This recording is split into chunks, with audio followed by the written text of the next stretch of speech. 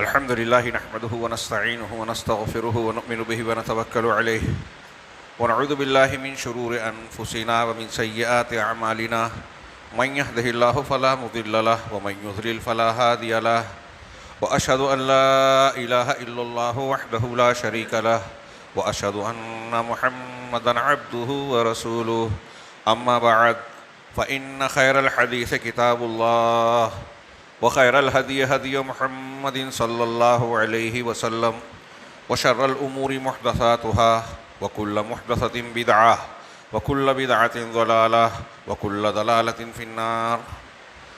أعوذ بالله من الشيطان الرجيم. بسم الله الرحمن الرحيم.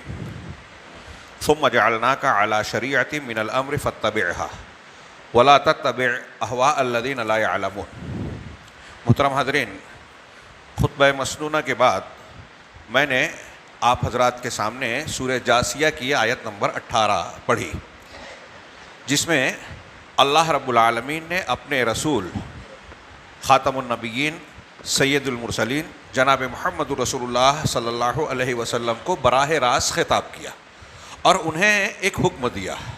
اور یہ قاعدہ اور اصول ہے کہ اللہ تبارک و تعالیٰ جب نبی کو خطاب کر کے کوئی حکم دیتا ہے اور نبی کے لیے تخصیص کی کوئی دلیل نہ ہو کہ یہ آپ کے لیے خاص ہے، ایسی اگر کوئی دلیل نہیں ہے تو آپ کو جس بات کا حکم دیا جاتا ہے وہ آپ کے واسطے سے پوری امت کو دیا جا رہا ہے، اس لیے کہ اللہ نے آپ کو پوری امت کے لیے اسوہ بنایا ہے. اس آیت میں اللہ رب العالمین نے جو حکم دیا ثم سے ہے پھر، تو اس کا سلسلہ کلام پیچھے سے ہے. آپ اگر ان آیتوں سے پہلے کے مضمون کو دیکھیں تو اللہ رب العالمین نے بنی اسرائیل کا ذکر کیا اور یہ بتایا کہ انہیں جب علم دیا گیا، علم اور دلائل کے آ جانے کے باوجود ان کے درمیان اختلاف ہوا. کون سا علم؟ اللہ رب العالمین کا علم وحی.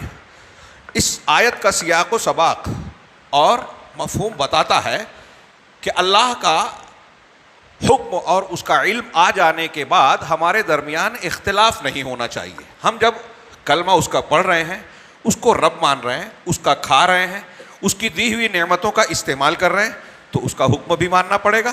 الا لہ الحکم لہ الخلق والامر، اسی کی مخلوق ہے اور اسی کا حکم چلے گا. تو جب سب کچھ اس نے دیا تو دین بھی قانون بھی وہی دے گا. چنانچہ اللہ رب العالمین نے کہا کہ علم اور وحی دے دینے کے باوجود ان کے پاس جب آ گیا، بنی اسرائیل کے پاس، پھر بھی انہوں نے اختلاف کیا، الگ الگ راہیں بنا لی، شرک اور نبی کے بتائے ہوئے طریقے سے ہٹ کر بدعات، شرک اور بدعات کے راستے اختیار کر لیے، توحید و سنت کا راستہ چھوڑ دیا. اس کا تذکرہ کرنے کے بعد اللہ نے اپنے نبی کو خطاب کر کے جو آیت میں نے پڑھی اس میں فرمایا ثم جعلناک علی شریعۃ من الامر فاتبعها، پھر اس کے بعد ہم نے آپ کو ایک شریعت پر قائم کر دیا. شریعت من الامر، اس دین کے معاملے میں ایک شریعت، اصول، ضابطے اور ملت پر، دین پر آپ کو قائم کر دیا، فائز کر دیا. فاتبعها، آپ اسی کی اتباع کیجئے، اسی کے پیچھے چلیے. ہم لوگ اس قسم کے احکامات، آیات اور دین کے احکام کو سن کر سنجیدہ نہیں ہوتے. حالانکہ ایک بندہ مومن سوجھ بوجھ سے اگر اس آیت اور اس خطاب کو پڑھے تو انتہائی سنجیدہ ہو جائے. یہ کوئی چھوٹا موٹا معاملہ نہیں ہے، کسی ایرے غیرے کی بات نہیں ہے، ہمارے پروردگار کی بات ہے اور ہمارے ہمیشہ کی زندگی کی منزل طے کرنے والی بات ہے کہ ہم جس راستے پر چل رہے ہیں وہ جہنم کا یا جنت کا. جنت والے راستے سے اگر ہم ہٹے تو سیدھی سی بات ہے کہ جتنا ہٹے اتنا جہنم کی طرف جا رہے ہیں. اللہ رب العالمین نے پیغمبروں کو صراط مستقیم بتانے کے لیے بھیجا، لوگوں کے لیے اسوہ اور نمونہ بنایا، ہادی بنایا کہ رہنمائی کریں صراط مستقیم کی، اور آپ کو صراط مستقیم کی یعنی جنت کا پہنچانے والے راستے کی نشاندہی کرتے ہوئے کہ آپ اس لائق بنے، اس لیے پہلے حکم آپ کو دیا جا رہا ہے کہ ہم نے آپ کو شریعت کا ایک حکم دیا، اس پر قائم کر دیا. فاتبعها، آپ اسی کی اتباع کیجئے. غور کیجئے، رسول اللہ صلی اللہ علیہ وسلم پر یہ پابندی ہے، بائنڈنگ ہے کہ جو حکم قرآن سے آپ کو دیا جا رہا ہے آپ بھی اس سے نہیں ہٹ سکتے. یہ قرآن میں کوئی ایک جگہ نہیں ہے، 20 مقامات پر اس مفہوم کی آیتیں اور احکامات ملیں گے. فاتبعها، آپ اسی کی اتباع کیجئے، یہ پابندی ہے. کوئی دوسری چیز آپ اپنی عقل بھی استعمال نہیں کر سکتے اللہ کے حکم کے آگے. فلاں اور فلاں کا طریقہ، پچھلے انبیاء کا، باپ دادا کا طریقہ نہیں چلے گا. آپ کو جو حکم دیا گیا ہے فاتبعھا، اسی کی اتباع کیجئے، اس کو پکڑ کے رکھیے. ولا تتبع اہواء الذین لا یعلمون، ان لوگوں کے پیچھے مت چلیے، ان لوگوں کی خواہشات کی اتباع مت کیجئے. ان لوگوں کی خواہشات، اہواء کا لفظ ہے ہوا، اس کا معنی دماغ میں رکھیے آپ. ہوا اور اہواء قرآن میں، حدیث میں آپ کو جہاں بھی ملے گا، یہ قرآن و حدیث کے مقابلے میں انسان جن چیزوں کو بھی مانتا ہے، اپنی عقل کے آس کو، فلاں فلاں کے قول کو، کسی بھی بات کو جو قرآن حدیث کے خلاف ہے، وہ سب ہوا میں آئے گا. اور سلف، صحابہ، تابعین، تبع تابعین، محدثین، ہوا اور اہل اہواء اہل بدعت کو کہتے تھے کہ جو قرآن و حدیث چھوڑ کر منمانی کرے، نئے اصول ضابطے، خود ساختہ تراشیدہ ضابطوں کو شریعت میں اختیار کرے، وہ ہوا کی پیروی کر رہا ہے. ہوا کا ترجمہ ہم کرتے ہیں خواہش نفس. تو قرآن و حدیث سے ہٹ کے آپ جو بھی مان رہے ہیں وہ کہیں نہ کہیں خواہش نفس ہے، ہوا ہے، بدعت ہے، شریعت کی مخالفت ہے. تو اللہ رب العالمین نے نبی صلی اللہ علیہ وسلم کو خطاب کر کے کہا، امتوں کو نہیں، اس سے اس کی اہمیت معلوم پڑے کہ نبی پر یہ پابندی ہے کہ آپ کو بھی دین کے نام پر اسی چیز کو قبول کرنا ہے جو اللہ نے نازل کیا. وَلَا تَتَّبِعْ أَهْوَاءَ الَّذِينَ لَا يَعْلَمُونَ، ان لوگوں کی خواہشات اور اہوا کی پیروی نہ کیجئے جو علم نہیں رکھتے. قرآن حدیث کے خلاف کوئی کتنا بھی بڑا علامہ دانشور بنے، مفکر بنے، اگر وہ قرآن حدیث کے خلاف کوئی بات کہہ رہا ہے تو اس معاملے میں وہ جاہل ہے. آپ ہم بہت علامہ ہیں کسی معاملے میں، لیکن اگر کسی فتوے میں اگر ہم غلط کہہ رہے ہیں، اس کا مطلب اس معاملے میں ہم قرآن حدیث کا حکم نہیں جانتے. کوئی بہت بڑا دانشور ہے، روزانہ ٹی وی پہ آتا ہے، 1000 کتابیں لکھا ہے، کروڑوں اس کو لائک کرنے والے ہیں، اگر اس کی شریعت میں آپ بہت پسند کرتے ہیں اسے، میں بہت پسند کرتا ہوں، لیکن اگر اس کی کوئی بات قرآن و حدیث کے خلاف ہو گئی اور کوئی کہہ رہا ہے تو ہم اس کے خلاف کھڑے ہو جاتے ہیں، جبکہ جائزہ لینا چاہیے. اگر قرآن حدیث کے خلاف ہے تو ہمارے نبی کی تعلیم یہ ہے کہ موسیٰ علیہ السلام کی بات بھی اب نہیں مانی جائے گی. وہ پیغمبر تھے، دنیا کا کوئی انسان کتنا بھی اونچا اڑ جائے کسی پیغمبر کے پیروں کے دھول کے برابر نہیں پہنچ سکتا. لیکن اللہ کے نبی صلی اللہ علیہ وسلم کا یہ صاف صاف اظہار ہے، بیان ہے، اور ہر کوئی مسلمان، میں سمجھتا ہوں شاید کوئی مسلمان نہ ہو جس کے کانوں میں یہ حدیث نہ پہنچی ہو کہ اگر موسیٰ بھی زندہ ہوتے تو میری اتباع کے بغیر چارہ نہیں. موسیٰ علیہ السلام کی مثال آپ نے دی جو اولو العزم رسولوں میں سے ایک ہیں. تو بعد میں کوئی انسان، کوئی ولی، کوئی پیر، کوئی بزرگ، کوئی فلاں اور فلاں کیا معنی رکھتے ہیں؟ کتنی صاف تعلیم ہے قرآن و حدیث کی. اللہ رب العالمین فرما رہا ہے کہ اسی شریعت کی پابندی کیجئے جو علم ہم نے آسمان سے اتارا ہے، اور دوسروں کی بات مت مانیے، ان کے پیچھے مت چلیے. اس ایک آیت کو سامنے رکھیے. اور اس آیت کے اور بھی مفہوم، اللہ کے رسول صلی اللہ علیہ وسلم کو کہا گیا کہ ملت ابراہیمی کی پیروی کیجئے. کیا ملت ابراہیمی؟ بیسیکلی وہی عقیدہ اور ایمانیات جو سارے انبیاء کا مشترک رہا ہے. شرعی احکامات میں کچھ تھوڑا موڑا فرق ہوگا. ملت ابراہیمی کی پیروی کیجئے، اسی پہ چلیے گا. قل اننی ہدانی ربی الی صراط مستقیم، اللہ میرے پروردگار نے مجھے صراط مستقیم کی رہنمائی کی ہے، ہدایت دی ہے، توفیق دی ہے. دینا قیما ملت ابراہیم حنیفا وما کان من المشرکین، یہ پختہ اور سیدھا دین ہے. ہاں، یکسو ہو کر اللہ کی صرف عبادت کرنا، کسی اور کی طرف نہیں جھکنا دیکھنا، سب سے کٹ کر صرف رب کی طرف یکسو ہونا، یہ طریقہ ہے اس کا. اور میں مشرکین میں سے نہیں ہوں. تو دین ابراہیمی، ملت ابراہیمی اور ملت محمدی صلی اللہ علیہ وسلم کی بنیاد ہے شرک نہ کرنا. اگر یہ نہیں ہے تو آپ کتنے بھی فضائل حاصل کر لیں اور کتنی بھی اونچی اونچی باتیں کریں، ملت ابراہیمی اور شریعت محمدی سے آپ کا تعلق نہیں ہے. اللہ کے یہاں کوئی عمل قبول نہیں. شرک اکبر پر مر گئے کبھی جہنم سے باہر نہیں آئے گا آدمی. قرآن حدیث کے صاف فیصلے. اور اللہ کے رسول صلی اللہ علیہ وسلم کو یہ بھی کہا گیا وَأَنِحْكُمْ بَيْنَهُمْ بِمَا أَنزَلَ اللَّهُ. یہ لوگ آپ کے پاس فیصلہ لے کے آتے ہیں، اہل کتاب بھی، مدینہ میں یہود بھی آتے تھے، تو اللہ نے حکم دیا کہ ان کے درمیان اگر آپ کو فیصلہ کرنا بھی ہے تو اسی چیز کے مطابق فیصلہ کیجئے جو اللہ نے اتارا ہے. نبی کو بائنڈنگ، پابندی. غور کیجئے، نبی کریم صلی اللہ علیہ وسلم کے لیے یہ گنجائش نہیں ہے کہ قرآن اور حدیث سے یا اللہ نے جو اتارا ہے اس سے ہٹ کر کوئی فیصلہ کر دیں. ہمارے اور آپ کے لیے جائز ہو سکتا ہے، کسی اور شخصیت کے لیے یہ اس کا راستہ کھل سکتا ہے. کتنی کلیئر باتیں ہیں. اللہ نے اپنی کتاب اور رسول اللہ صلی اللہ علیہ وسلم کی سنت کی پیروی کا حکم دیا. رسول اللہ صلی اللہ علیہ وسلم نے دنیا سے جاتے جاتے کہا، حجۃ الوداع کے موقع پر کہا کہ تمہارے درمیان 2 چیزیں چھوڑے جا رہا ہوں، جب تک ان کو مضبوط پکڑے رہو گے کبھی گمراہ نہیں ہوگے. اس کا الٹا معنی یہ ہوا کہ جب اس کو چھوڑو گے یا کمزور پکڑ ہوگی تو گمراہی آئے گی، پکا ہے. یہ کیا مذاق تھا؟ یہ ہلکی پھلکی اور آسان سی بات ہے، اس کو سرسری سا لینا. ایک طرف یہ قرآن و حدیث کو مضبوط پکڑنے کی تعلیم بار بار بار بار دی گئی الگ الگ پیرام میں. صرف اللہ اور رسول کی اطاعت کرنے کا حکم، اطاعت رسول کا حکم 30 سے زیادہ آیتوں میں ہے. امام احمد بن حنبل کی تحریر پڑھیے، وہ کہتے ہیں 30 سے زیادہ. یہی کافی ہے صرف ایک بات کہ رسول کی اطاعت کرنی ہے. ہمارے لیے مرکز اطاعت صرف رسول. ایک طرف یہ، اب اس کی مخالف کہ یہ کرنا ہے. ہر جمعہ میں اللہ کے رسول صلی اللہ علیہ وسلم صحابہ کے سامنے پڑھ رہے ہیں. صحابہ میں کوئی بدعت تھی، لیکن ہر جمعہ میں صحابہ کے سامنے کہہ رہے ہیں کل محدثۃ بدعہ وکل بدعۃ ضلالہ. ہر نئی چیز بدعت، ہر بدعت گمراہی. پھر صحابہ ہی نہیں، بعد کے آنے والوں کو لیے بھی تنبیہ کی. قیامت تک کے فتنوں کا تذکرہ کیا گیا. فتنے اٹھیں گے، ہاں، فتنوں میں کیسے بچنا ہے. سنت فتنوں کے طوفان میں، سیلاب میں سنت رسول صلی اللہ علیہ وسلم کشتی نوح ہے. ہاں، من یعش منکم بعدی فسیری اختلافا کثیرا. وہ جو حضرت عیاض کی مشہور حدیث ہے کہ میرے بعد جو زندہ رہے گا عنقریب بہت اختلافات دیکھے گا. ان اختلافات میں کیسے بچنا ہے، جنت کے راستے پہ کیسے قائم رہنا ہے. یہ نہیں کہا فلاں کا دامن تھام لینا، فلاں بزرگ کی فکر کو پکڑ لینا، تمہارے من میں جو آئے اس اچھا لگے وہ قبول کر لینا. نہیں، میری اور میرے خلفائے راشدین کی سنت، میرا اور صحابہ کرام کا طریقہ اختیار کرنا.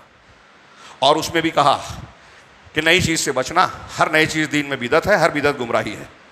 نبی صلی اللہ علیہ وسلم نے پہنچا دیا، بتایا کہ مجھے اپنی امت پر جس چیز کا سب سے زیادہ ڈر ہے وہ گمراہ کرنے والے ائمہ ہیں. ہاں، اخوف ما اخاف علی امتی الائمۃ المضلین. چونک جائیے. اور یہ گمراہ کرنے والے جو امام ہوں گے کیسے ہوں گے؟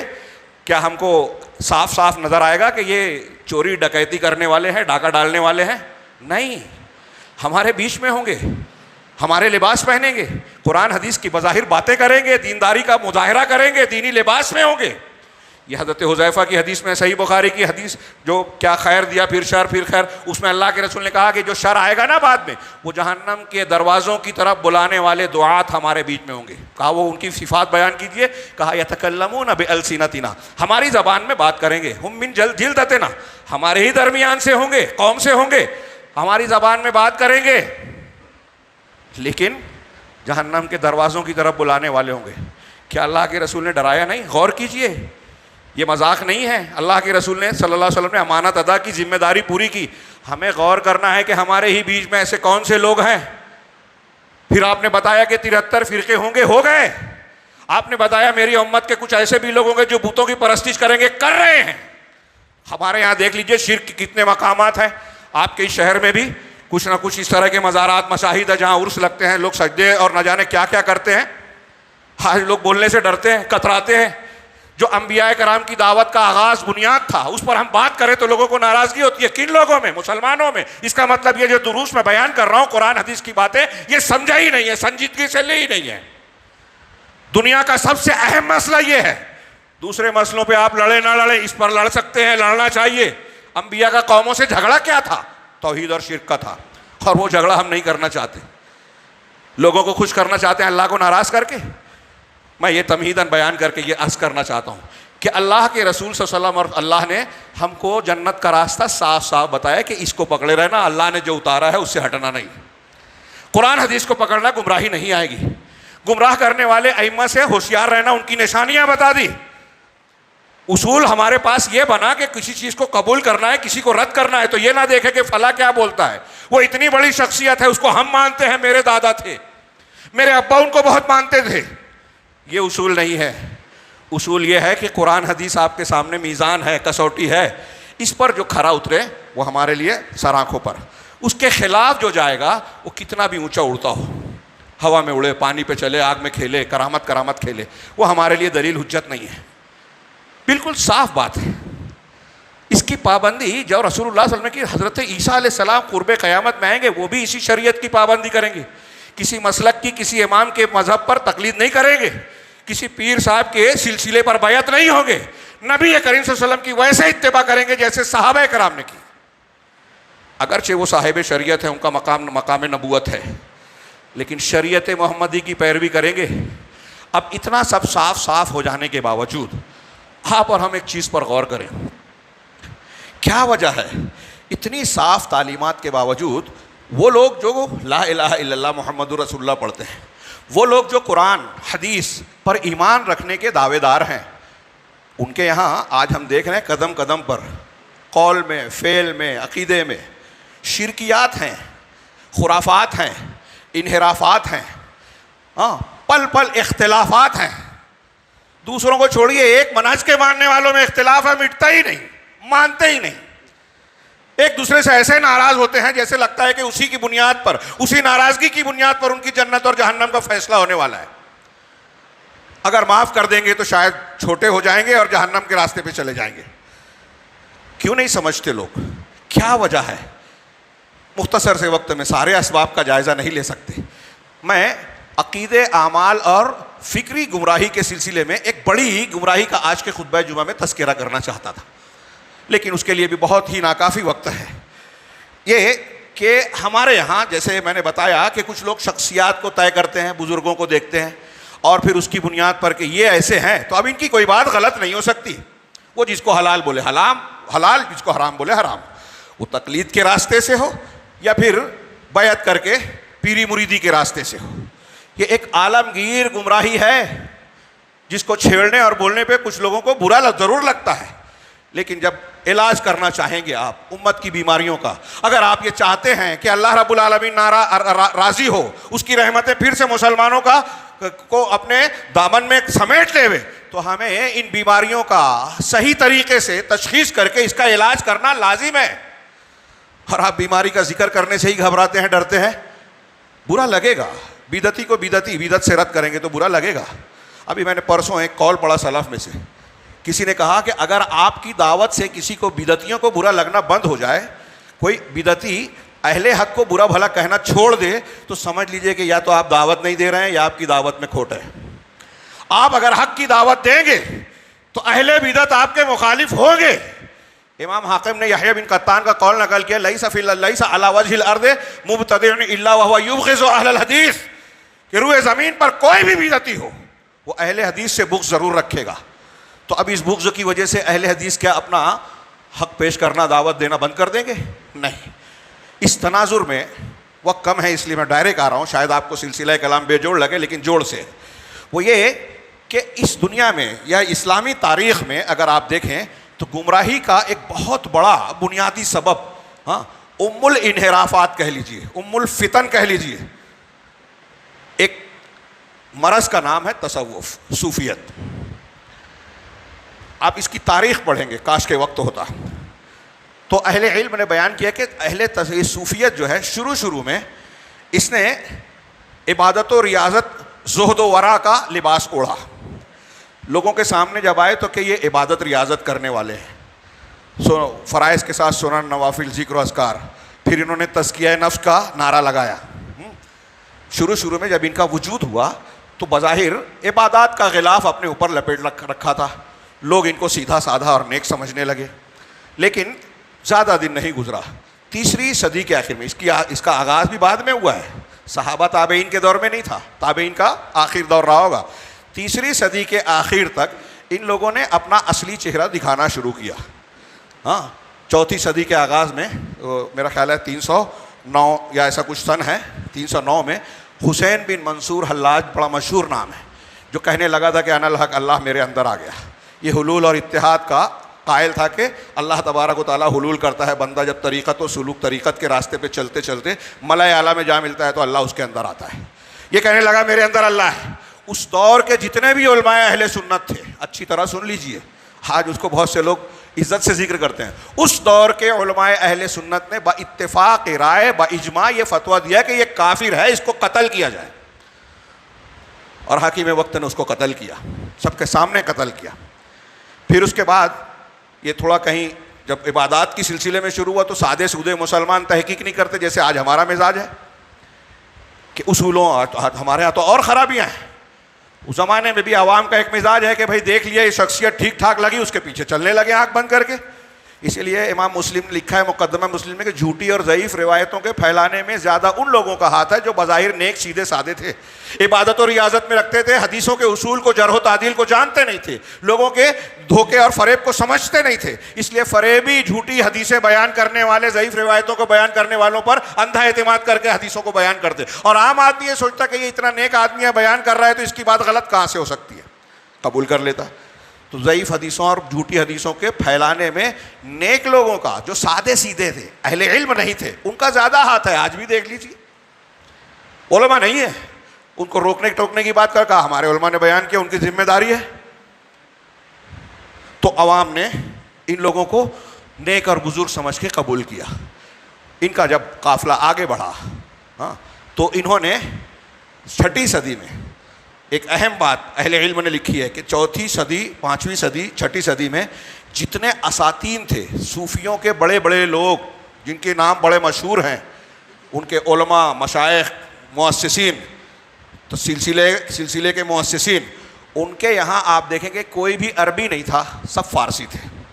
اور 6 صدی میں مصر میں شاذلی، عراق میں کچھ رفاعی، ہندوستان میں چشتی، قادری، نقشبندی، کہیں سہروردی، افریقی ممالک میں ایسے نئے نئے سلسلے، مختلف سلسلے پیدا ہوئے۔ جتنے بھی سلسلوں کو ایجاد کرنے والے تھے، کوئی بھی عرب کا نہیں تھا، لیکن سب نے یہ دعویٰ کیا کہ ہمارا رشتہ اللہ کے رسول کے خاندان سے ملتا ہے۔ عرب سے اپنے آپ کو جوڑا، یہ فارس سے سب پیدا ہوئے، جتنے اساطین تھے سب فارسی تھے۔ اور آپ مطالعہ کریں گے تو یہ پتہ چلے گا کہ تصوف کو وجود دینے میں، اس کو بڑھاوا دینے میں سب سے بڑا ہاتھ رافضیت کا ہے، اور رافضیت کے ساتھ ساتھ یہودیوں، مزدکیوں اور بعض اسلام دشمن طاقتوں کا باقاعدہ اجتماع ہوا، میٹنگ ہوئی، طے ہوا کہ باطنی طور سے مسلمانوں کے اندر گھس کر یہ دعویٰ کیا جائے کہ قرآن کے کچھ ظاہری معنی ہیں، کچھ باطنی ہیں، اور ظاہری معنی پر جاہل لوگ توجہ دیتے ہیں، یہ ایسی چیز ہے جو چھلکے کی حیثیت رکھتی ہے، اور اصل علم جو ہے اہل علم مشائخ پر۔ اور ان مشائخ کو کیسے مانیں گے؟ تو کہا کہ ہم اہل بیت سے تعلق رکھتے ہیں۔ مسلمانوں میں اندھا اعتماد ہوتا ہے اہل بیت کی طرف نسبت کر دینے کے بعد، لہٰذا وہ ہماری باتوں کو قبول کر لیں گے، اور ویسا ہی ہوا۔ پورے عالم اسلام میں یہ فتنہ پھیلا۔ 6 صدی کے بعد اس کے مختلف سلسلے جو میں نے نام لیے کچھ، اور اس کے علاوہ رفاعی، چشتی، قادری، نقشبندی، اور ان کا دعویٰ یہ ہے کہ اللہ تبارک و تعالیٰ نے جو دین اتارا تھا 2 طریقے سے اتارا تھا۔ میں شاید وقت نہ ملے، میرے ہاتھ میں کاغذ ہے، کئی ان کے بنیادی، تو ان کی ایک بڑی فکر ہے کہ شریعت الگ ہے، طریقت الگ ہے۔ شریعت وہ ہے جو ہم اور آپ عمل کر رہے ہیں، قال اللہ قال الرسول۔ ہاں، یہ سطحی چیزوں کی بات ہے، چھلکے کی بات ہے، یہ کفر کی بات ہے، اہل علم کہتے ہیں، یہ اہل تصوف کا یہ عقیدہ ہے۔ اور جو اہل علم ہے، اہل بصیرت ہیں، مشائخ ہیں، جو گہرائیوں کو دیکھتے ہیں، وہ باطنی علم پر نظر رکھتے ہیں، وہ طریقت پر عمل کرتے ہیں۔ اور طریقت پر آپ کو عمل کرنا ہے تو قال اللہ قال الرسول کو اپنے دماغ سے کھرچ کر نکال دے میں۔ تلمسانی کا قول علامہ ابن تیمیہ نے نقل کیا ہے اپنے مجموعۃ الرسائل والفضائل جلد اول صفحہ نمبر 145 میں۔ وہ کہتے ہیں کہ وہ کہتا ہے کہ قرآن تو پورا کا پورا شرک ہے، توحید تو ہماری بات میں ہے۔ تھوڑی دیر کے لیے سوچئے، کوئی مسلمان یہ کہہ سکتا ہے، سن کے برداشت کر سکتا ہے، لیکن ہمارے یہاں لوگ قبول کرتے ہیں۔ کیسے؟ پہلے ان شخصیات کو مانا جو یہ کہہ رہے ہیں، ان کو بہت پہنچا ہوا، ارے انہوں نے خواب دیکھا ہے، ان کو کشف ہوا ہے، وہ ہوا میں اڑتے ہیں، وہ ایسے ایسے ہیں، اتنے پہنچے ہوئے، ان کے ایسی کرامت ہے۔ اب وہ قرآن کو رد کر رہے ہیں تو مسلمان قبول کر رہا ہے۔ قرآن شرک؟ اللہ تعالیٰ کہتا ہے ہدی للناس، یہ ہدایت ہے لوگوں کی ہدایت کے لیے۔ اللہ کے رسول، صحابہ، تابعین، تبع تابعین، پوری دنیا اسی پر محنت کر رہی ہے، عمل کر رہی ہے، دعوت دے رہی ہے، اسے پڑھ کر غیر مسلم اسلام قبول کر رہا ہے، اور یہ کہتے ہیں شرک ہے۔ قرآن سے دور کرنے کی پہلی بنیاد اہل تصوف کی یہ باطنی فکر ہے، اسلام کے نام پر مسلمانوں کو اسلام سے دور کرنے کی۔ اور آپ اور ہم یہاں بیٹھے ہوئے ہیں، یہ نہ سوچیں کہ مولانا یہ کیا چھیڑ دیے۔ ہم میں سے یہاں جتنے بیٹھے ہیں، شاید ہی کوئی ہو جو اس بیماری کے جراثیم سے کچھ نہ کچھ متاثر نہ ہوا ہو، شاید ہی کوئی ہو۔ بہت دعوے سے کہہ رہا ہوں، ہمارے ہندوستان پاکستان میں آپ دیکھیں کہ ہر جگہ اہل تصوف کا ہاتھ ہے، اور اسی آدمی کو بڑا مانا جاتا ہے، بڑا عالم مانا جاتا ہے، جو اس سے سلسلہ جوڑتا ہے، جو اس سے کٹ جاتا ہے وہ بڑا ہو کے بھی چھوٹا ہی رہتا ہے۔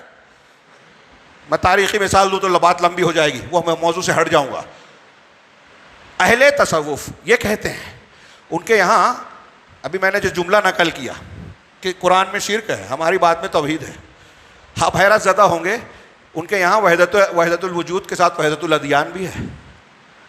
وحدت الوجود اور وحدت الادیان تھوڑا سا ذکر کروں گا میں. وحدت ادیان کے تحت کہتے ہیں کہ حضرت ابراہیم علیہ السلام کا جو مذہب تھا، جو آپ کا دین تھا ملت ابراہیمی، وہ ایک صحیح تھا وہ بھی، اور آزر جو اس کے باپ تھے جو بدھ بناتا تھا وہ بھی حق پر تھے، کیونکہ سب ایک ہی ہے حقیقت میں. کائنات میں ہر چیز اللہ نے بنائی. موسیٰ علیہ السلام جو دعوت دے رہے تھے وہ بھی صحیح تھی، اور فرعون بھی صحیح تھا، بلکہ فرعون کا درجہ اونچا تھا موسیٰ سے. یہ میں نہیں کہہ رہا ہوں، منبر رسول سے کہہ رہا ہوں پوری ذمہ داری کے ساتھ. لکھا ہوا ہے کتابوں میں، مارکیٹ میں اویلیبل ہے، آپ تحقیق کر سکتے ہیں، گوگل کا زمانہ ہے. وہ کہتے ہیں فرعون کا درجہ زیادہ اونچا ہے. ابن فارس تو کہتا ہے کہ فرعون اور نمرود میرے امام ہیں، کیونکہ فرعون نے کہا انا ربکم الاعلی، میں تمہارا رب اعلیٰ ہوں. تو یہ حقیقت کو جانتا تھا جو موسیٰ نہیں جانتے تھے. پورا فرعون اس حقیقت کو جانتا تھا کہ اللہ ہر چیز میں ہے، ہر چیز اللہ ہے. ہمارے ہاں یہ میں نے کہا نا، مفتی صاحب دیوبند کے مفتی صاحب نے ناندیڑ میں کہا تھا ایک بچے کے جواب میں. ناندیڑ کے ایک نوجوان نے پوچھا کہ ہمارے یہاں کے مفتی صاحب کہتے ہیں کہ ہندو جس مورتی کی پوجا کرتا ہے اللہ اس میں بھی ہے. میں نے پوچھا تو کہا ہاں. تو پہلے وہ ناراض ہوئے، برا بھلا کہا، فلاں ایسے فلاں ویسے. کلپ موجود ہے اس کی، مل جائے گی آپ دیکھنا چاہیں تو. بعد میں انہوں نے کہا کہ ہمارے مفتی صاحب نے جو کہا وہ صحیح ہے. مطلب آپ کسی مورتی کو پوج رہے ہیں تو اصل میں اللہ کو پوج رہے ہیں، پھر جھگڑا کیا ہے؟ انبیاء غلط ہوئے، مشرکین صحیح ہو گئے. بتائیے، یہ کوئی مسلمان اگر اس قسم کے کفریات کا ہلکا سا دعویٰ کرے تو ہم فتوے دیتے ہیں، اور یہاں وہ دیندار بن کے ہمارے درمیان میں اور میرے جیسا کوئی رد کرے تو اس کو گالیاں ملے. اگر یہ تقریر اپلوڈ ہو تو تبصرے بہت سارے مخالف آئیں گے، برا بھلا کہا جائے گا. وہ قرآن کو، توحید کو، انبیاء کے دین کو، انبیاء کی شان میں گستاخیوں کو سر عام بیان کریں، کتابوں میں درج کریں، ہمارے درمیان پائی جاتی ہے. ہمارے بچے اس سے متاثر ہو رہے ہیں. اب آپ کو لگے گا کہ ہم تو اس سے متاثر نہیں ہیں، اہل تصوف نے. اہل تصوف کے ایجنٹ ہمارے بیچ میں مشہور ہیں. ہم کئی ایسی بڑی شخصیات کو مانتے ہیں کہ یہ بہت بڑے ہیں، بڑے اچھے مقرر ہیں، یہ مفسر ہیں، یہ درس اچھا دیتے ہیں، قرآن بیان کرتے ہیں. وہ اہل تصوف کے فکر و خیال کو بیان کرتے ہیں. فضائل اعمال کے نام سے پورا ایک جو کھڑا کیا گیا ہے، وہ ہمارے ڈاکٹر لقمان کہتے تھے کہ اس کو تبلیغی جماعت نہیں، صوفی جماعت کہیے. کوئی کسی کو برا نہ لگے، کیونکہ وہ جو فکر پیش کر رہے ہیں، جو واقعات بیان کرتے ہیں، وہ 90-80% جو ہے وہ اہل تصوف کا عقیدہ ہے. قرآن حدیث کے خلاف جگہ جگہ چیزیں موجود ہیں. لوگوں نے لکھا، کچھ چیزیں تو ابھی صاف کی گئی ہے. ہمارے یہاں کچھ لوگ ڈاکٹر اسرار صاحب، کچھ لوگ فلاں صاحب پسند کرتے ہیں.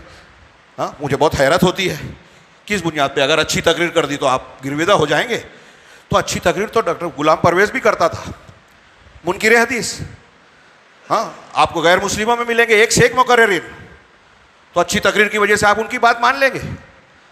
سر عام کہتے ہیں ڈاکٹر اسرار صاحب، کوئی مجھے ذاتی دشمنی نہیں ہے اس شخصیت سے. اول تو وہ عالم نہیں تھے، دوسرے ان کی تقریر میں نے سنی، میں حیران رہ گیا کہ کیسے لوگ متاثر ہوتے ہیں. وہ کہتے ہیں کہ ابن عربی کو میں کہ اس خیال کو وحدت الوجود کو صحیح مانتا ہوں. آپ میں یہاں جتنے لوگ موجود ہیں جا کے پہلے وحدت الوجود سیکھیں، جانیں اور پوچھیں کہ یہ کیا ہے. ہاں، علامہ ابن ابی العز، میں اکثر تقریروں میں نقل کیا ہوں، علامہ ابن ابی العز حنفی رحمہ اللہ حنفی ہیں. وہ کہتے ہیں کہ حلول و اتحاد کا جو عقیدہ ہے، وحدت الوجود کا جو عقیدہ ہے، یہ نصارہ کے کفر سے زیادہ گھناؤنا کفر ہے. یہ تمام علماء سلف کا اتفاق ہے. ابن عربی جس کا یہ عقیدہ تھا، اس کے بارے میں اس کی 2 کتابیں بازار میں مارکیٹ میں اویلیبل ہیں. ہمارے یہاں مقلدین ان کو شیخ اکبر کہتے ہیں، اور وہ وحدت الوجود کا سب سے بڑا داعی تھا.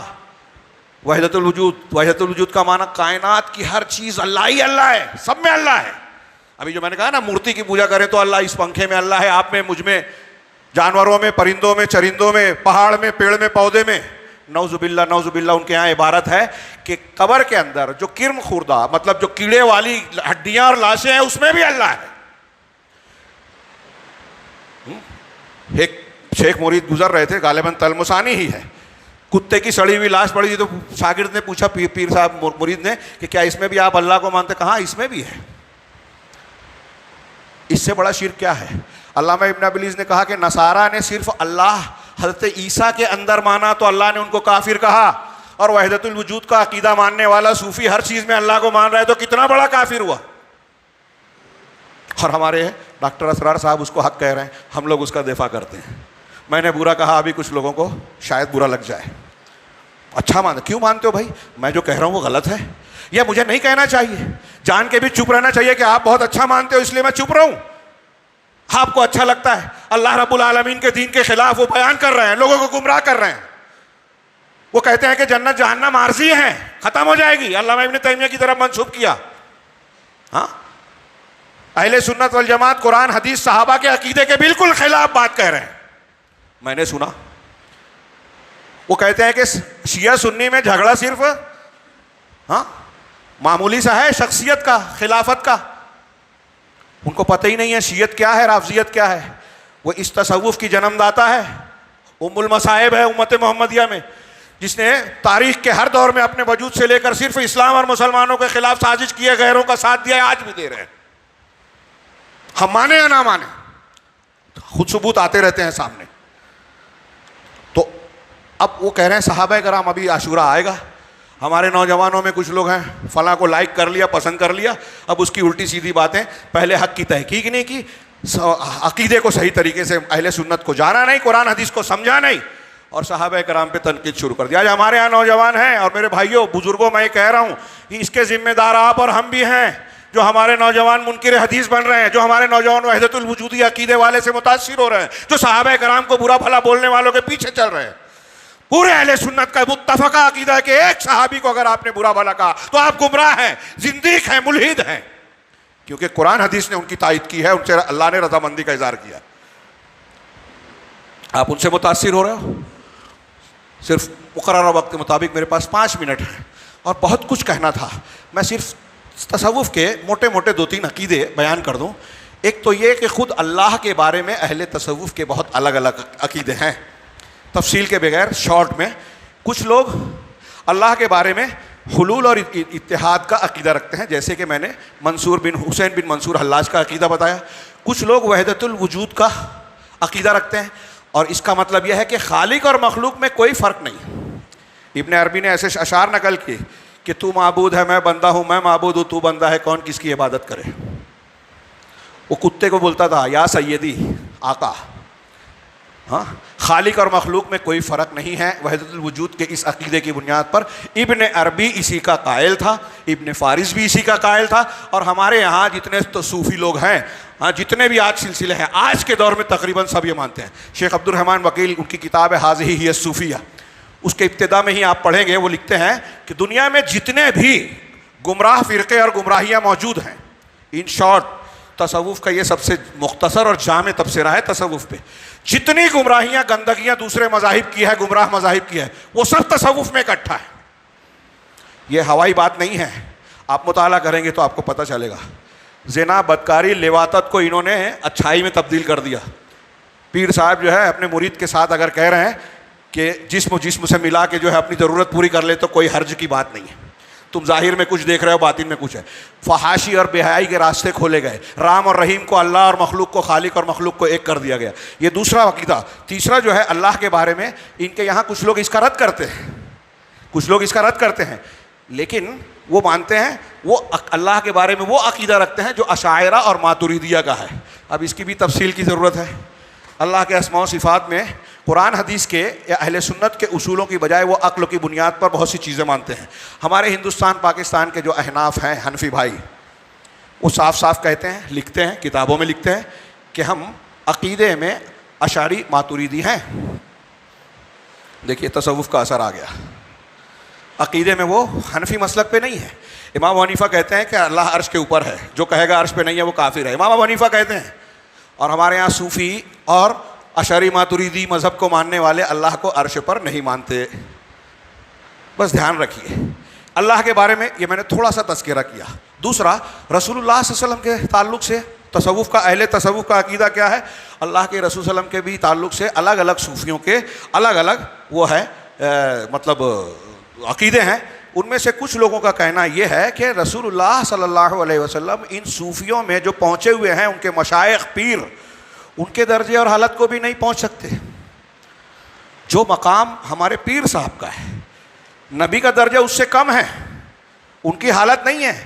یہ نبی جو ہے ظاہر والے شریعت پیش کرتے تھے، اور ہمارے اللہ سے ڈائریکٹ لے کے ہمارے جو پیر ہیں وہ بات کرتے تھے۔ اور اللہ کے نبی صلی اللہ علیہ وسلم کہتے ہیں کہ وہ رجال تصوف کے افراد جو گزرے ہیں، بڑی بڑی شخصیات، ان کا جو علم تھا نا، رسول اس سے ناواقف اور جاہل تھے۔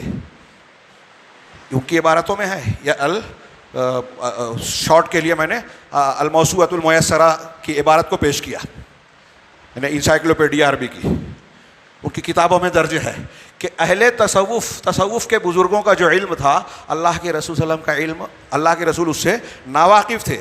جیسے کہ ابو یزید بستامی، با یزید بستامی ہمارے یہاں بہت واقعہ سناتے ہیں نا، فضائل اعمال میں ان کے بہت اقوال اور واقعات ملیں گے۔ ان کا یہ قول ہے، بہت مشہور قول ہے، خذنا بحرن وقف الانبیاء بساحلہ، کہ ہم ایسے سمندر میں ہم نے غوطہ لگایا، ڈوب گئے کہ انبیاء اس کے ساحل پر کھڑے رہ گئے۔ یعنی ہم جن علوم و معرفت کے غوطے کھا رہے ہیں، ڈبکیاں لگا رہے ہیں، انبیاء کو کنارے رہ گئے، اس میں رسائی بھی نہیں، ان کو چلو بھی نہیں ملا۔ درجہ کس کا بڑا ہو گیا؟ صاف صاف کہہ رہے ہیں۔ تو یہ طریقہ ان لوگوں کا ہے جو اپنے پیروں کو نبیوں سے بڑھا دیتے ہیں۔ اب اس کا اثر ہمارے یہاں کیا ہے؟ کوئی تقلید کے نام پر کہ ہم تو فلاں امام کو مانتے ہیں، اب اس کے سامنے اس کے امام کے قول یا مذہب، مشہور مذہب کے خلاف آپ قرآن کی آیت پیش کیجئے، حدیث پیش کیجئے، نہیں مانے گا، نہیں مانتا ہے وہ۔ اور میں مجھ جیسا کوئی بیان کرے تو برا بھلا کہے گا کہ یہ اختلافات پیدا کرتے ہیں۔ بھائی اللہ نے نہیں کہا اللہ اور رسول کی بات مانو، دوسروں کی نہ مانو، دوسرے اولیاء کی نہ مانو، تو قرآن بھی آپ کو اختلاف سکھا رہا ہے، یہ کہو گے؟ کون سا دین مانتے ہیں آپ؟ اپنے من سے مانیں گے کہ جو مجھے اچھا لگے وہ مانیں گے؟ اگر ایسا تھا تو حضرت ابراہیم علیہ السلام کو کہنا تھا کہ بیٹے کے گلے پہ چھری چلانے کی اجازت کا حکم مت دیجیے اللہ تعالیٰ، مجھے پسند نہیں آ رہا ہے۔ بیوی بچے کو میں کیوں چھوڑ دوں؟ بڑھاپے میں اولاد ملی ہے، کیوں چھوڑ کے آؤں مکہ کی بیاب و گیا وادی میں؟ یہی تو ایمان ہے کہ اللہ کی محبت اور اللہ کے حکم کو اپنی خواہشات کے مقابلے میں ترجیح دینا، اپنی خواہشات کو قربان کرنا۔ یہ اصول دیکھیے، اور اصول کی بنیاد پہ شخصیات کو پرکھیں، سمجھیں، جانیں۔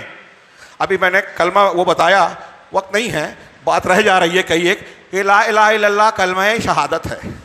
اللہ کے بارے میں عقیدے کی بات تھی نا، کلمہ، اس کلمے کو پڑھے بغیر، اس کو مانے بغیر کوئی آدمی مسلمان ہے، اس کی 7 شرطیں ہیں، ہر بچے کو یاد ہونا چاہیے۔ نہیں یاد ہے تو اپنے امام صاحب سے سیکھ کر یاد کیجئے، بچوں کو یاد کرائیے۔ سعودی عرب میں یہ کروایا جاتا ہے، عربوں میں، ٹائم نہیں ہے بتاتا۔ 7 شرطیں ہیں، اس کے بغیر آپ کا کلمہ نہیں مانا جائے گا۔ لیکن اس کلمہ کو کلمہ توحید، اس کی فضیلتیں تو خوب بیان کی جاتی ہے کہ 7 آسمان 7 زمین ان میں موجود چیزوں سے زیادہ وزندار ہے، یہ فضیلت بہت صحیح، لیکن اس کا معنی ہی بدل دیا۔ یہ کلمہ توحید ہے، لوگوں نے اس کو سمجھا ہی نہیں ہے، اور صوفیوں نے تو اس کو کلمہ شرک بنا دیا۔ ابھی میں نے بتایا نا وحدت الوجود، انہوں نے اس کا معنی کیا، ہم ترجمہ کرتے ہیں لا الہ الا اللہ لا معبود بحق الا اللہ، کہ برحق معبود اللہ کے سوا کوئی نہیں۔ یہ ہمارا ترجمہ ہے، اہل سنت کا متفقہ معنی ہے۔ اہل تصوف کہتے ہیں لا موجود الا اللہ، اللہ کے سوا کوئی موجود نہیں، مطلب کائنات میں جو کچھ ہے سب اللہ ہی اللہ ہے، ہر چیز میں اللہ ہے، تو ہر چیز اللہ ہو گئی، یہ شرک ہو گیا۔ کلمہ توحید کلمہ شرک بن گیا۔ ہمارے یہاں کچھ لوگ، شیخ حسن البنا اور دوسرے مولانا ابو العلا مودودی، ان کے یہاں لا الہ کی تفسیر دیکھیے تو یہ کہتے ہیں لا حاکمیت الا اللہ، حاکمیت صرف اللہ کی، یعنی حدود ہے، قانون ہے صرف اللہ کا۔ عبادت میں آپ شرک کرو تو یہ معنی اس میں آیا ہی نہیں لا الہ الا اللہ میں۔ یہ لا حاکمیہ والا معنی محدود ہے۔ کچھ لوگ کرتے ہیں کہ لا معبود بموجود الا اللہ، کہ اللہ کے سوا کوئی معبود ہے ہی نہیں، حالانکہ بہت سے لوگ غیر اللہ کو پوج رہے ہیں تو وہ معبود ہوئے، حالانکہ وہ جھوٹے معبود ہیں، لیکن ہے تو یہ بھی معنی صحیح نہیں ہے۔ تو لا الہ الا، میں یہ کہنا چاہ رہا ہوں کہ اب ایسے لوگوں سے ہمارے یہاں لوگ متاثر ہیں۔ اللہ کے بارے میں نے ابھی اشعری اور ماتریدی کا بتایا، اب پڑھیے حسن البنا رحمہ اللہ، کہہ رہا ہوں میں، سید قطب اور ان لوگوں کی تفسیر پڑھیے تو آپ کو ان کے یہاں کہیں تشبیہ ملے گی اللہ کی صفات، کہیں تفویض ملے گی۔ یہ کھلی گمراہی ہے۔ وہ کہتے ہیں قرآن حدیث میں اللہ کے اسماء و صفات جو موجود ہیں ان کو اللہ کے حوالے کے ہم ایمان تو رکھتے ہیں لیکن اس کا معنی نہیں سمجھتے. الرحمن مانتے ہیں, رحمان کا کیا معنی ہے ہمیں نہیں معلوم. یہ میں ایک مثال دے رہا ہوں, یہ ان کا قول ہے مفوضہ کا. امام احمد کہتے ہیں کہ جو لوگ اللہ کی صفات کا انکار کرتے ہیں یہ اس سے برا اور گمراہ کن عقیدہ ہے یہ تفویض والا, یہ وہ مانتے ہیں. ابھی اللہ کے رسول, وقت نہیں بچا, دو تین باتیں ایک دم شارٹ میں. اللہ کے رسول صلی اللہ علیہ وسلم کے بارے میں ایک عقیدہ تو یہ ہے کہ ہمارے پیروں کا درجہ ان سے اونچا ہے. ایک عقیدہ یہ ہے کہ غلو, یہ افراد تھی, یہ تفرید تھی. غلو یہ ہے کہ اللہ کے رسول کائنات کا قبہ ہیں, وہی عرش پر مستوی ہیں, لوح قلم عرش آسمان زمین سب اللہ کے نور سے پیدا کیے گئے, اور اللہ کے رسول ہی دراصل اللہ ہیں. ہاں, آپ کے نور سے پیدا کیے گئے اور وہی سب سے پہلے وجود میں لائے گئے. یہ ابن عربی اور اس کے متبعین کا عقیدہ ہے, اور ہمارے یہاں بہت سے لوگ اس کو مانتے ہیں, ان کی عبارتوں کو پیش کرتے ہیں. کچھ یہ عقیدہ رکھتے ہیں, کچھ لوگ ان دونوں عقیدوں کو رد کرتے ہیں رسول کے بارے میں جو میں نے ابھی بیان کیا. کچھ تیسرا عقیدہ رکھتے ہیں کہ نہیں, اللہ کے رسول بشر ہی تھے, ہماری طرح مانتے ہیں. لیکن ان کے یہاں یہ غلو پایا جاتا ہے کہ وہ کہتے ہیں کہ رسول اللہ صلی اللہ علیہ وسلم کا واسطہ اور وسیلہ لگا کے دعا مانگی جا سکتی ہے, ان کے واسطے سے اللہ سے مانگا جا سکتا ہے. یہ وہی شرک ہے جو کفار مکہ کا شرک تھا. یہ وہی شرک ہے جو ہمارے یہاں اہل قبور کا شرک ہے کہ واسطے اور وسیلے کی بنیاد پر بزرگوں کو پکارا جائے, ان کے نام کی نظر و نیاز کیا جائے, ان سے دعا اور استغاثہ کیا جائے, جو شرک اکبر ہے. آج ہمارے یہاں علماء دیوبند کے عقیدے میں آپ پڑھیے, امام ابو حنیفہ رحمہ اللہ کہتے ہیں کہ کسی شخصیت کا وسیلہ لگا کے دعا مانگنا حرام ہے, چاہے وہ شخصیت اللہ کے رسولوں کی ہی ہو. تینوں امام کہتے ہیں ان کے, امام یوسف, امام محمد رحمہ اللہ بھی. لیکن علماء دیوبند کے عقیدے میں لکھا ہوا ہے کہ دوسروں کا نہیں لیکن رسول اللہ صلی اللہ علیہ وسلم کی شخصیت کا وسیلہ لگا کے دعا مانگی جا سکتی ہے. یہ میں صرف یہ اشارہ کر رہا ہوں کہ ہمارے یہاں اس کے اثرات پائے جاتے ہیں. تیسرا, اولیاء کے سلسلے میں عقیدہ. تو کچھ لوگ اولیاء کے بارے میں بھی ان کے یہاں الگ الگ عقیدے ہیں. کچھ یہ کہتے ہیں کہ ولی نبی سے افضل ہیں, ولی نبی سے افضل ہیں, اور اہل سنت والجماعت کا اتفاق ہے کہ نبی سے بہتر افضل کسی کو مانا جائے تو یہ کفر ہے, اسلام سے خارج کر دیتا ہے دلائل کی بنیاد پہ. کچھ ایسے ہیں جو ولی کو اللہ کی صفات کے مساوی مانتے ہیں کہ ہر معاملے میں اللہ کے اندر جو خوبی ہے ولی میں بھی اللہ وہ دے دیتا ہے. چنانچہ وہ زندگی دے سکتے ہیں, موت دے سکتے ہیں, روزی دیتے ہیں, اس کائنات میں جیسا چاہیں تصرف کر سکتے ہیں. جو میں کہتا ہوں مذاق میں طنز کے طور پر کہ کرامت کھیلتے ہیں. ہمارے یہاں یہ تاثر دیا جاتا ہے کہ فلاں کی ایسی کرامت, فلاں کی ایسی کرامت, تو عام آدمی سمجھتا ہے کہ ان کے اندر بذات خود یہ طاقت ہے کہ جو چاہیں کر لے. ایسا کسی نبی اور پیغمبر کو بھی طاقت نہیں دی تھی اللہ نے. اللہ کی مشیت کے بغیر کوئی معجزہ اور کرامت ہو ہی نہ سکتی. اسی طرح ان کے یہاں تقسیم ہے کہ ولایت جب ہوتی ہے اس میں ایک غوث ہے, غوث سب سے اعلیٰ جو پورے کائنات کا حاکم ہے. اس کے نیچے 4 کتب ہیں جو ارکان اربع ہیں, کائنات کے 4 کونوں کو, دنیا کے 4 حصوں کو پکڑے ہوئے ہیں اور غوث کے حکم کے مطابق کام کرتے ہیں. اور پھر اس کے نیچے جو ہیں 7 ابدال ہیں, ان میں سے ہر ایک 7 بر اعظموں میں, دنیا کے 7 بر اعظم ہیں, ہر بر اعظم میں ایک ابدال ہے. اور پھر ان کے نیچے کچھ نجبہ ہیں جو ایک شہر میں ہر نجیب اپنے اپنے شہر کی نگرانی کرتا ہے. یعنی یہ کائنات کا نظام اللہ نہیں چلا رہا ہے, نعوذ باللہ, یہ چلا رہے ہیں, یہ لوگ سارے معاملات طے کر رہے ہیں. چنانچہ کائنات کا اولیاء کا جو پورا نیٹ ورک ہے یہ پوری کائنات میں نظام چلا رہا ہے. ان کا ایک دیوان ہوتا ہے, ان کا مشورہ ہوتا ہے. یہ روزانہ رات میں غار ہرا میں اکٹھا ہوتے ہیں, اللہ تقدیروں میں نظر ڈالتے ہیں. اور ومنہم, اور ان میں سے کچھ لوگ ہیں جو اس کا عقیدہ نہیں رکھتا لیکن وہ ان بزرگوں کو ان کی مرنے کے بعد بھی زندگی میں بھی ان کو واسطے اور وسیلے کے طور پر اختیار کرتا ہے. اور بھی کچھ چیزیں ہیں, وقت زیادہ ہو رہا ہے. اس میں نے ایک چیز کا ذکر کیا تھا کہ ان کے یہاں شریعت الگ ہے, طریقت الگ ہے. شریعت اور طریقت کو یہ چھلکا اور گودا کہتے ہیں. اہل علم نے کہا کہ جو شریعت کی کسی چیز کو ایسا بول کے تنقید کرے, بے عزتی کرے, ہاں وہ کافر ہے. اس میں شریعت کو طریقت کو الگ کرتے ہیں.